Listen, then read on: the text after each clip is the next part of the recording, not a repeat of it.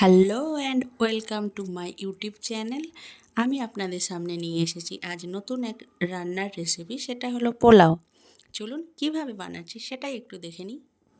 আমি প্রথমে একটি পাত্রে পরিমাণ মতো চাল নিয়ে সেটা ভালো করে 2-3 বার ধুয়ে তারপর আমি একটি পাত্রে ঘি গরম করে তার মধ্যে হলুদ মিশিয়ে নিয়ে ভালো করে ফুটিয়ে নিয়ে চালটার মধ্যে আদা কাঁচা লঙ্কা ভালোভাবে মিশিয়ে নিয়েছি। চালটা আমি শুকনো করে নিয়েছিলাম। পাত্রে আমি এলাচ, লবঙ্গ, দারচিনি, তেজপাতা ভালোভাবে ভেজে নিয়েছি এবং তার মধ্যেই সেই হলুদ মেশানো চালটা আমি ভালোভাবে ভেজে নেব। এরপর আমি চালটা ততক্ষণ ভাজবো যতক্ষণ না ভালোভাবে সেটা ভাজা হয়ে যায় এবং তা থেকে একটা সুন্দর গন্ধ বেরোয়। আমি 5 কাপ চাল নিয়েছিলাম, তার মধ্যে 10 কাপ জল দিয়েছি। তারপর আমি চালটাকে ভালোভাবে সেদ্ধ করে নিয়ে তারপর পরিমাণ মতো লবণ এবং নুন মিশিয়ে ঠান্ডা হয়ে গেলে সেটা আমি পরিবেশন করেছি। সবাই ভালো থাকবেন, সুস্থ থাকবেন, নমস্কার।